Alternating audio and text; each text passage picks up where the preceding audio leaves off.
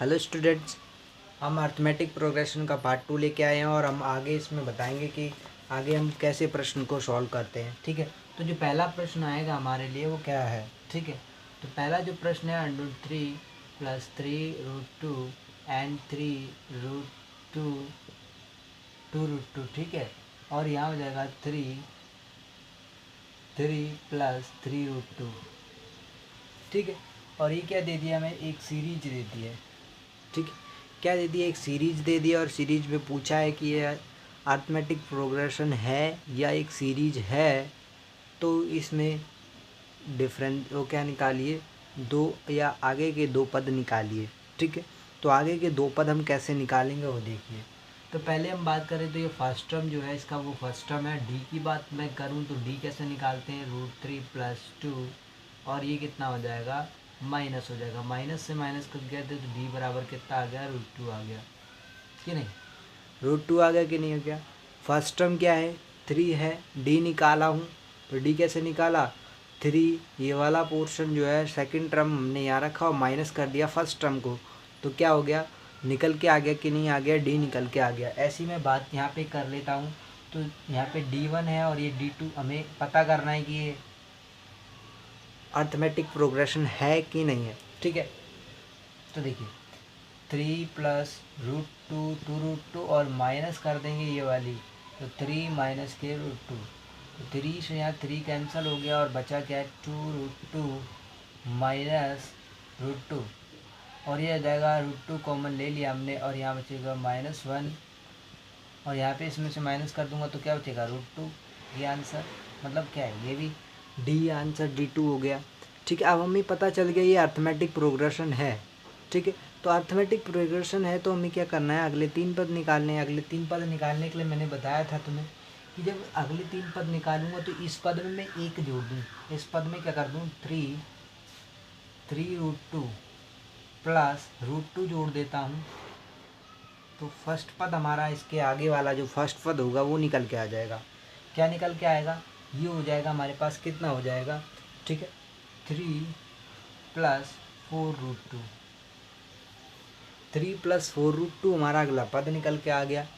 ठीक है, अब बात करता हूँ मैं दूसरा एक और पद निकाल दूँ तो यहाँ पे क्या आ जाएगा, 3 5√2, 3 5√2 और यहाँ पर मैं अगला तीसरा पद निकाल दूँ तो यहाँ पे क्या आ जाएगा, 3 6√2।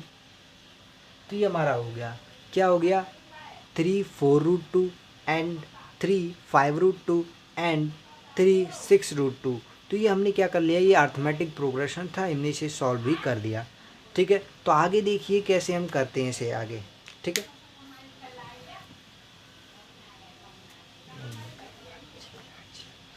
ठीक है, आगे देखिए। तो आगे एक और सवाल है, क्या है कि A 2A 3A and 4A, तो ये बता दीजिए कि ये एक अर्थमेटिक प्रोग्रेशन है कि नहीं है। ठीक है, तो हम जानते हैं जो फर्स्ट टर्म है वो फर्स्ट ही है, ए ही है। बात करूँगा डी निकालने की तो डी क्या हो जाएगा, 2A - A = A आने वाला है, D1। D2 निकालूँ तो यहाँ पे क्या हो जाएगा, 3A - 2A = A। मतलब ये अर्थमेटिक प्रोग्रेशन है तो हम इसका आगे वाले पद निकाल सकते हैं। तो इसमें से मैं इसका आगे वाला पद निकालूंगा तो 4A में A जोड़ दूँ तो 5A हो गया। 4A में मैंने क्या जोड़ दिया, ठीक है, 4A में A जोड़ दिया तो क्या हो गया, 5A हो गया ना। 2 मिनट, जस्ट 2 मिनट रुको।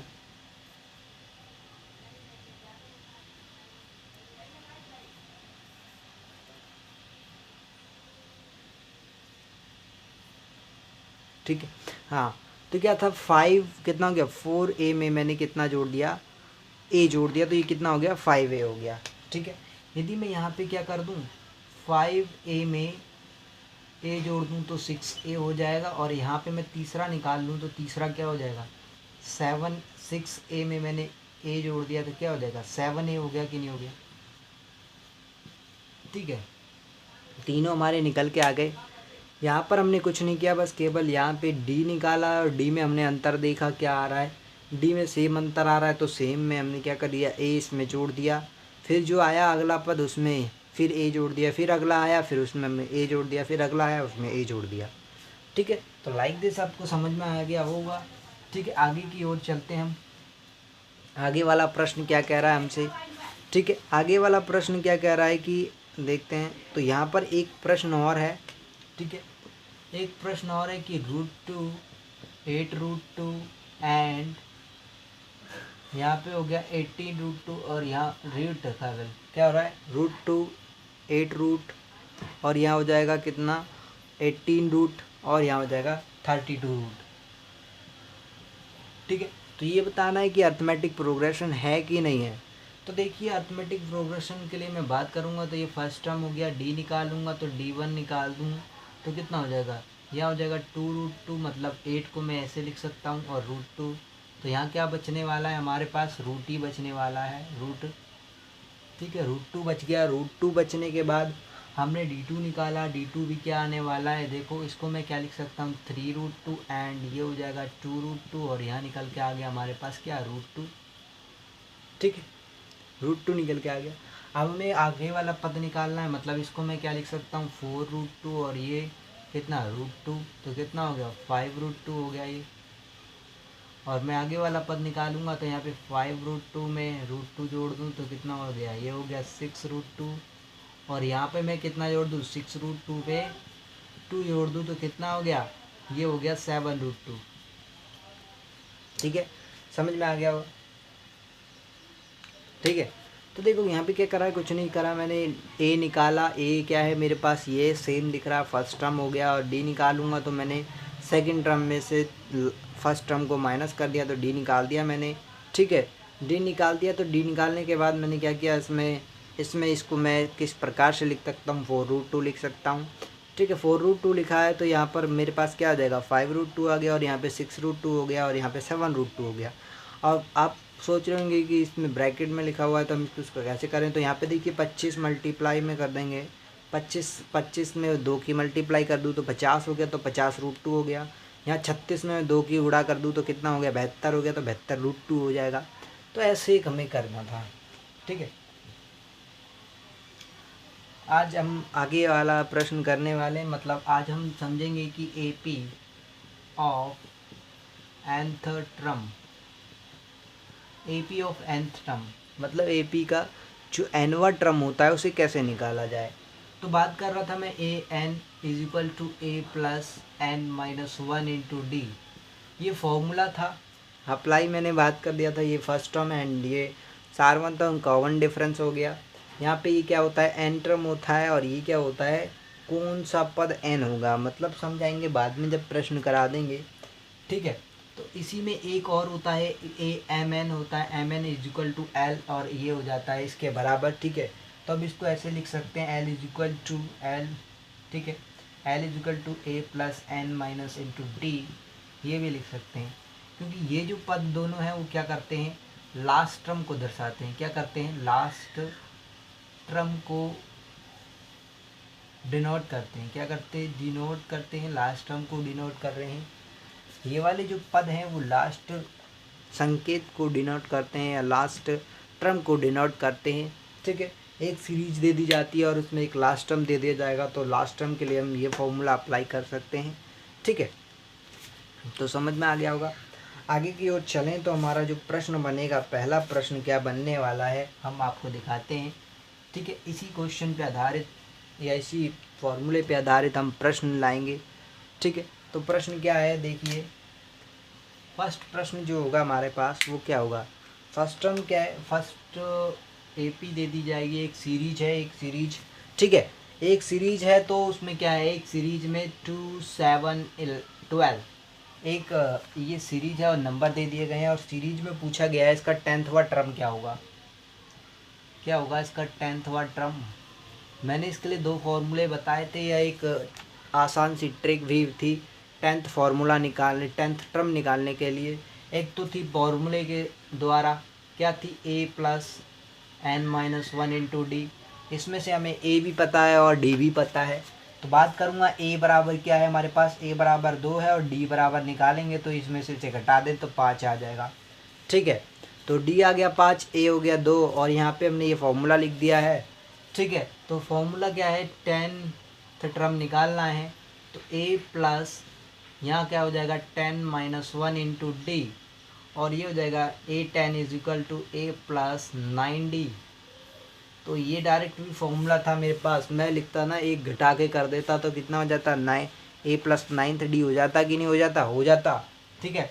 तो अब बात कर रहे थे a इज इक्वल टू 10 और a10 इज इक्वल टू यहाँ करेंगे तो 2 प्लस 9 इज इक्वल टू 5, 9 पचे 45 और 45 में 2 जोड़ो तो 47, ये आंसर।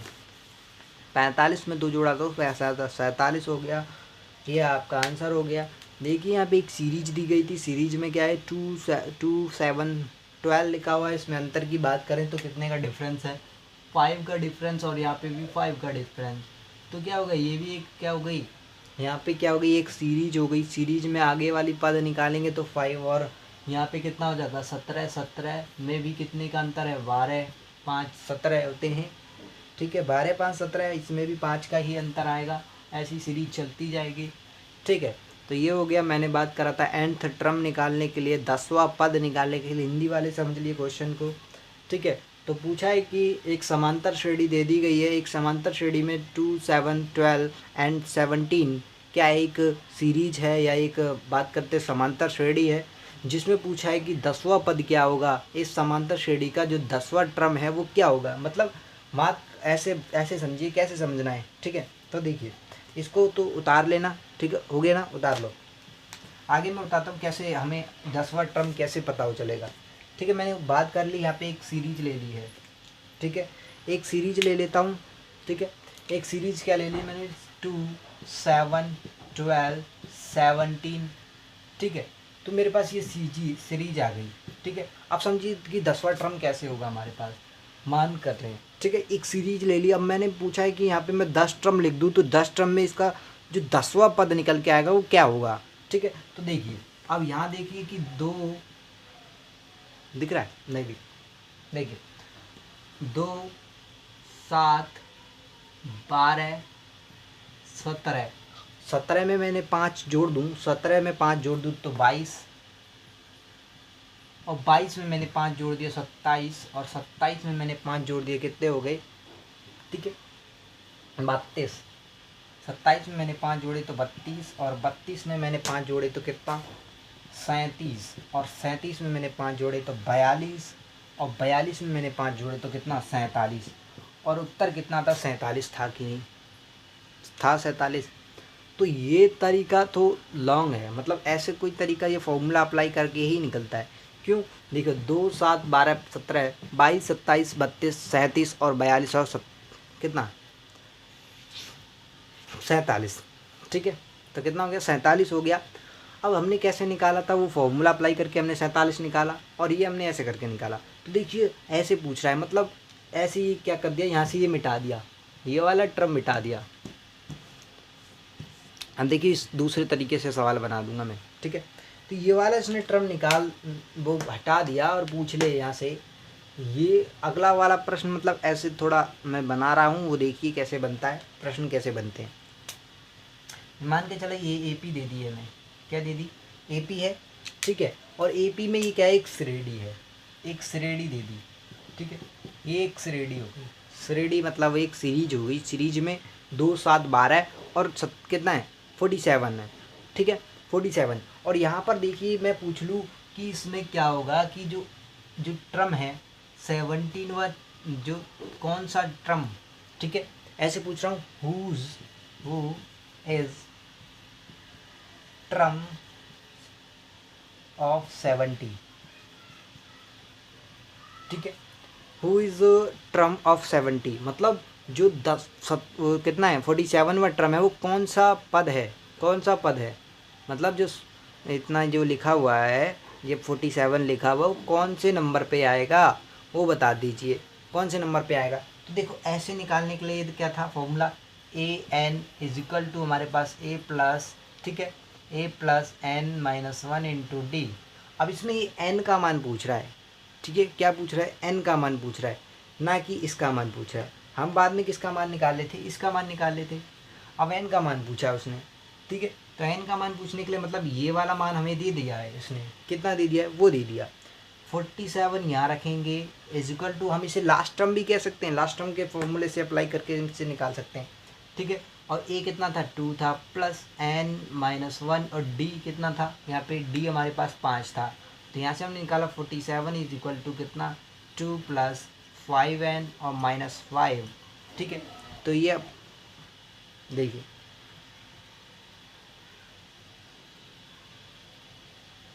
दिख रहा है, हाँ तो देखो ये था अप्लाई करा। यहाँ पर थोड़ा मैं आपको लिए मिटा देता हूँ, ये मिटा देता हूँ, ठीक है। तो देखिए ये बना और ये मैंने यहाँ पे लिख दिया, ये मार्कर नहीं चल रहे हैं, ठीक है।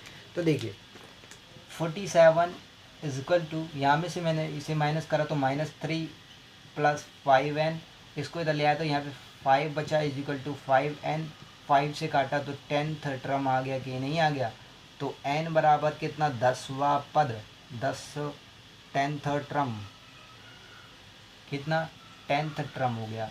अब ये 10th टर्म निकल के आया कि नहीं आया, ठीक है। दोनों पूरा सवाल खोल के दिखा दिया है, अब भी समझ में नहीं आया तो फिर कैसे समझ में आएगा वो मुझे बता दीजिए, कमेंट करके बता दीजिए, लाइक और थंबनेल करके बता दीजिए, ठीक है। तो मैं आपको और तरीके से बता दूंगा फिर, ठीक है। अब भी समझ में नहीं आया तो, ठीक है। सवाल को मैंने 2 तरीके से घुमाया सवाल को, ठीक है। एक सवाल में पूछा था कि बताइए कि वो जो क्या नाम है 10वां टर्म क्या होगा, इस श्रेणी में 10वां टर्म क्या होगा, और मैंने और इस सवाल में और बताया कि जो 47 लिखा हुआ है वो कौन सा टर्म होगा, ठीक है। कौन सा टर्म होगा, कौन सा पद होगा, ये पूछ लिया मैंने। 60 या 17 जो टर्म लिखा हुआ है वो कौन सा टर्म होगा, ठीक है। उतार लो, उतार लिया। आगे चलते हैं, आगे क्वेश्चन क्या कह रहा है आगे देखते हैं। एक एपी दे दी है, एक समांतर श्रेणी है हमारे पास। समांतर श्रेणी में क्या दे रहा है वो 2 मतलब 21 है, ठीक है। 21, 18 एंड ठीक है देखो 15। अब देखिए how is a term M A P, मतलब ए पी में कौन सा पद एक माइनस के 81 है, ठीक है। तो ए पी में कौन सा टर्म यह पूछ रहा है, how is term A P -18, तो ये पूछ रहा है कि बताइए कि ए पी में जो माइनस का जो लिखा हुआ है -81 वो इस श्रेणी में कौन सा पद होगा, ठीक है। वही अभी सेम वही फॉर्मूला से अप्लाई करके अभी बताया हूँ कि वही चीज़ इसमें फिर अप्लाई हो जाएगी। देखिए A N is equal to A plus N -1 into D, और इसमें ये -18 इधर इज इक्वल टू ए कितना है 21, और यहाँ n-1 इंटू डी कितना है हमारे पास 8। देखो डी कितना आएगा वो भी माइनस में आएगा, क्यों 18 और यहाँ में से माइनस कर दिया मैंने तो ये माइनस क्यों हो गया। 18 में 2 जोड़ा कितना हो गया 20 और 1 कितना हो गया 3, तो माइनस के 3, तो ये माइनस के 3 हो गया। मल्टीप्लाई में माइनस के 3 है, अभी तुम गलत समझ लोगे फिर मुझे पता है, ठीक है। माइनस के 3, ये माइनस के 3। अब देखिए यहाँ पे क्या करना है, कुछ नहीं करना, ठीक है। इसको इधर ले जाते हैं, ये भी माइनस का हो जाएगा कि नहीं हो जाएगा, ठीक है। इसको इधर ले जाएंगे तो ये माइनस का, देखिए ये कितना हो गया 2 हो गया, और ये कितना हो गया 10 हो गया। माइनस के 110 102, ठीक है। माइनस का 102 हो गया, कैसे हो गया भाई 21 और 1 दे 1 और 1 2 और 20 में 20 जोड़ दे तो 80 में 102 हो गया। अब देखिए ये इधर आया तो माइनस के इधर ले लेते हैं, और ये हो जाएगा n-1, और देखिए माइनस में बड़े में आया तो इससे प्लस हो गया, और 3 से इसे काटेंगे 9 बार में जाएगा कि नहीं जाएगा, जाएगा। मतलब 3 से 3 बार में, और 3 चौको 12, 4 बार में 34 इज इक्वल टू n, और ये इधर आ जाएगा तो 35 n हो जाएगा, और 35वां पद होगा 81, ठीक है। 35वां टर्म होगा 81, ठीक है। अभी मैंने बताया था 10वां टर्म क्या होता है 47 था, और यहाँ पे 35वां क्या हो गया माइनस के 81। अब पूछ रहा है कि इसमें with A P of some, मतलब कुछ ऐसा टर्म जो कि 0 होगा। मान के चलिए मैं 0 ले लूँ, बहुत सिंपल है, जीरो रख दे यहाँ पे, ज़ीरो इजिकल टू कुछ रखा, ए हमारे पास कितना 21 है, प्लस कर ले और यहाँ पे एन द टर्म, यहाँ पे क्या पूछ रहा है, एन वा पद पूछा है, एन कौन सा टर्म होगा, बस वो N minus one into D का मान रख के आ जाएगा। ठीक है, सिंपल।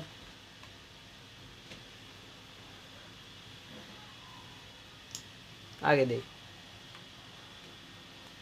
आगे क्या है, आगे पूछ रहा है find the AP that that term. हाँ, तो ये इंपॉर्टेंट क्वेश्चन है। देखिए, बोल रहा है कि एक श्रेणी है और उसमें बोल रहा है कि एक श्रेणी में जो तीसरा पद है वो 5 दिया हुआ है, मतलब तीसरा मतलब तीसरा ऐसे लिख लेना, थर्ड वा पद 5 है, कितना है 5 है, मतलब third term is equal to 5, Hindi में इंग्लिश में बोल दे रहा हूँ। एंड बोल रहा है कि सेवनवा, जो सेवनवा है, सेवनवा पद वो है वो 9 है, कितना है 9 है, देख लेना, हिंदी में बोल इंग्लिश में बोल देता हूँ, seventh term is equal to कितना है 9 है। तो इसीलिए हम यहाँ पे फॉर्मूला 3 क्या हो जाता है, यहाँ पे बनाएंगे तो कितना होगा, a plus 2d is equal to 5 first समीकरण, और a plus 6d is equal to 9 second समीकरण, और इसको हम सॉल्व कर लेते हैं विलोपन विधि से, ये कट गया, यहाँ पे भी आ गया, 6 में से 4 माइनस के 4d, और ये हो जाएगा, ये कितना हो गया माइनस के 4 इज इक्वल टू, ये कट गया तो कितना हो गया 1, d बराबर 1 आ गया, a बराबर निकालेंगे तो d बराबर 1 हो गया।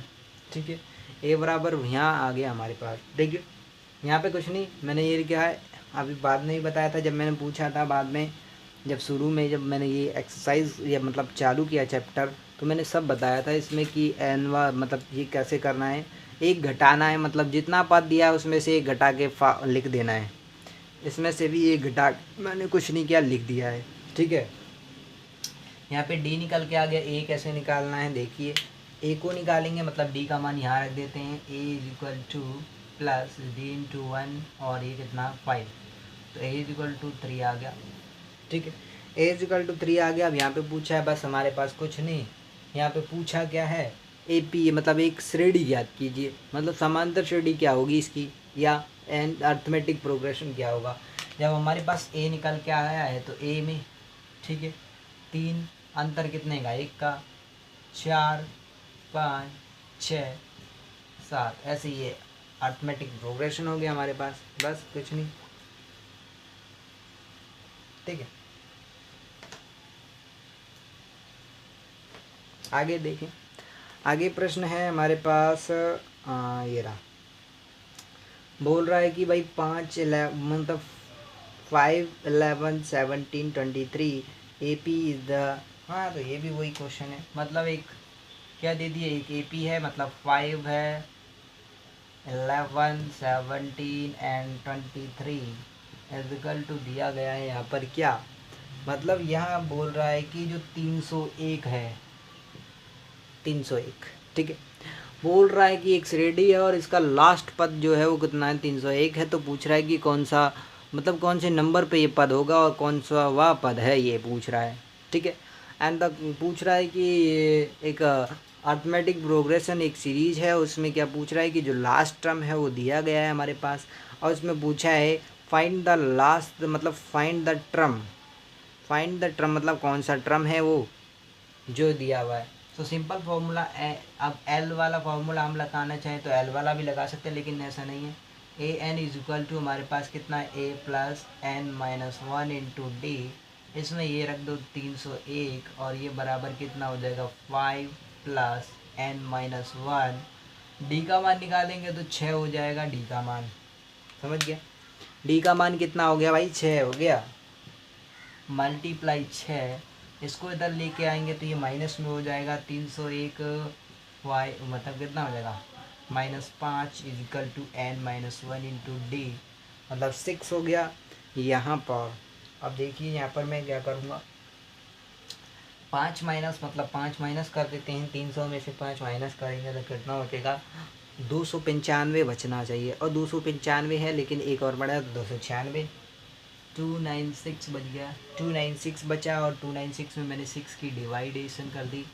यदि मैं 6 की डिवाइड कर रहा हूँ और एक यहाँ पे आ रहा है, तो 6 की डिवाइड कितने बार में जाएगा यहाँ पे भाई 6 छिंगा 24, ठीक है।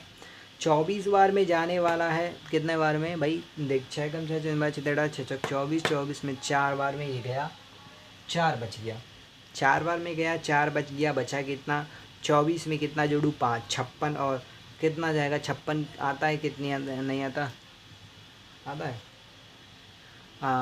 रुक जाओ, 6 7 42, 6 48, 6 9 54, 54 आता नहीं, तो डिफाइंड ही बना क्या, 5 कटाया, तो ये बचेगा 6, देख सकते ना, हाँ 2 मिनट, ठीक है। अब दूसरे तरीके से, ठीक है, तो ये था हमारे पास, ये आगे देखिए, यहाँ पर क्या था, ये था, तो मैं क्या करा, 5 + 6n और यहाँ 6, इसमें से इसे मैंने घटा दिया, कितना हो गया 200, तो डिवाइड प्लस हो गया ना, हाँ एक इसमें से घटाया तो प्लस, हाँ प्लस हो गया, 6n और 6 में 6 के डिवाइड करूँ तो यहाँ पे कितना होगा, 5 6 30,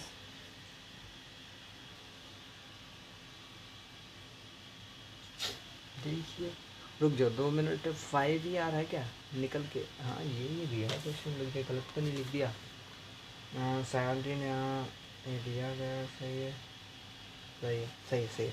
देखिए तो यहाँ पे डिवाइड करने में दिक्कत हो रही है, क्यों, 206 में डिवाइड करने में ये आने चाहिए ना, पॉइंट में आ रहा है, मतलब ये अर्थमेटिक प्रोग्रेशन का नंबर है नहीं, आइए देख, 6 = n, और इसको काटेंगे तो 5 6 30, बचेगा नहीं, पॉइंट में बचा है, तो ये बटे में ही, मतलब ऐसे ही रहने दो, यही आंसर आना होगा, अब 30/6 और ये हो जाएगा 6n = ये, ठीक है, यही आ रहा है आंसर, 302/6 आने जो, और काटना चाहे तो कट जाएगा, 2 से 1 डिवाइड कर दे तो, ठीक है।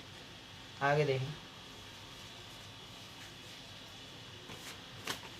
आगे देखें तो आगे क्या बोल रहा है प्रश्न है, हमारे पास एक AP दे दी है, तो ये भी वही प्रश्न है, कुछ नहीं पूछ रहा है कि मतलब AP दे दी गई है, और AP में कितना लिखा हुआ है, 10 7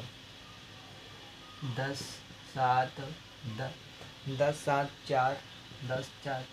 7 4 दे दिया गया है, और इसका जो लास्ट टर्म है वो 62 माइनस के 62 है, और कह रहा है कि लास्ट से है, कितने हैं, लास्ट से, मतलब लास्ट से याद रखना, क्या पूछ रहा है, लास्ट टर्म फ्रॉम, ठीक है, तो याद रखना, यहाँ पे लास्ट में समझा दूंगा पहले, ठीक है। तो कह रहा है कि जो पीछे से है वो पीछे से 11वां पद, मतलब एक ये श्रेणी है, और इसमें ये 62वां कौन सा पद है, लास्ट टर्म जो है वो 62वां माइनस के है, ठीक है, मार्कर भी नहीं चल रहे अब तो भाई, ठीक है, माइनस के 62 है, और बोल रहा है कि एक श्रेणी दे दी गई है, और इसमें -62 कौन से नंबर पे है ये बता दीजिए, और पूछ रहा है कि जो 11वां, हाँ इसकी ये श्रेणी है, और इसके पीछे से जब ये वाला हम ज्ञात कर लें तो इसके बाद पीछे से जो 11वां पद होगा वो कौन सा होगा, वो हमें बता दीजिए, मतलब यही पूछ रहा है और कुछ नहीं पूछ रहा। तो देखिए हमने जब हम L वाला सूत्र पढ़ा था, हमने LA+n-1 × D, यही तो सूत्र पढ़ा था L का, हमने ये सूत्र पढ़ा, मतलब -62 यहाँ लिखना है, और A कितना 10 है, +n-1 × D कितना हो जाएगा, 7 में से -3। अब देखिए यहाँ में से मैं क्या कर सकता हूँ, 10 यहाँ पे है तो 10 इधर ले जाऊँगा तो ये -10 मतलब 72 हो जाएगा, -72/3 -k = n-1, और ये माइनस से माइनस प्लस हो गया, 72 में 3 को 3 दूनी का 6 मतलब 2 बार में गया, 3 दूनी का 6 मतलब 2 बार में बचा 1, 3 चौको 12 24, और ये हो जाएगा n-1, और ये कितना हो गया, 25वां पद हो गया। तो ये जो टर्म है वो 25वां है, कौन सा टर्म है, 25वां है, और 25 में से मेरे को ज्ञात करना है पीछे से कौन सा टर्म होगा। तो यहाँ पे बोल रहा है 11th जो है वो लास्ट से, मतलब लास्ट अंतिम से लिख दो यार हिंदी में, जब कैसे समझ में आया हिंदी में, ठीक है, हिंदी में, अरे हिंदी में नहीं, अंतिम से 11वां पद, अंतिम से 11वां पद, ठीक है, अंतिम से 11वां जो पद है वो इसमें कौन सा होगा, तो हम सीधी बता देते हैं, यहाँ पर 15वां पद होगा, ना कि 14वां पद होगा, और इसके पीछे वाला जो, अब शुरू से बता दूँ, शुरू से कौन सा पद होगा, 11वां पद होगा, नहीं 10वां पद होगा, ठीक है, 10वां, ना कि 14वां पद होगा। अब इसे निकालने के लिए मैंने a प्लस 14 बताया था, 14d हो जाता है, ठीक है। तो a प्लस 14d, और मेरे पास यहाँ पे a का मान भी है, मेरे पास कितना है, a का मान 10 है, प्लस d का मान कितना है, माइनस 14 कर रहे हैं तो 3 हो गया, 14 एकम 14 42, माइनस का 42 हो गया, 14 42, और 10 घटा दूँ तो माइनस के 32 आ जाएगा कि नहीं आ जाएगा, ठीक है। माइनस के 32 आ गया और ये आंसर हो गया आपका, ठीक है। आज इतना ही काफ़ी है भाई। हाँ चलो एक और नहीं, अब आगे एक्सरसाइज चालू करेंगे, ठीक है। तो आपको एक्सरसाइज चालू करेंगे, एक्सरसाइज 5.2 चालू करेंगे। ये उदाहरण थे, एग्जाम्पल एनसीईआरटी बुक में सारे एग्जाम्पल मिल जाएंगे जो उतने भी मैंने कराए हैं, ठीक है। आपसे बस एक ही निवेदन करता हूँ कि मेरी वीडियो को लाइक एंड शेयर ज़रूर करें एंड सब्सक्राइब भी करें, क्योंकि जब मैं आपको पढ़ा रहा हूँ तो मेरे को इतना तो हक है कि आप इतना तो हक बनता है आपका कि आप मेरी वीडियो पर लाइक और सब्सक्राइब ज़रूर करें, ठीक है। तो बस यही मैं चाहता हूँ कि हाँ मेरा मोटिवेशन बढ़े, ठीक है। मेरा मोटिवेशन बढ़ेगा तो मैं आपके लिए अच्छे अच्छे क्वेश्चन भी लाऊंगा, ठीक है। मेरा मोटिवेशन बढ़ना चाहिए, आप लाइक और शेयर कमेंट भी करेंगे तो मेरा मोटिवेशन बढ़ेगा। आपसे बस यही चाहते हैं हम कि आप पढ़ के अच्छे से अच्छा करें, 10th में 12th में भी करें, 11th में भी करें, ठीक है। करते ही रहें अच्छा, लेकिन आपका बस एक फ़र्ज़ बनता है, हमारी वीडियो देख रहे हैं तो बस लाइक एंड सब्सक्राइब भी करें, ठीक है।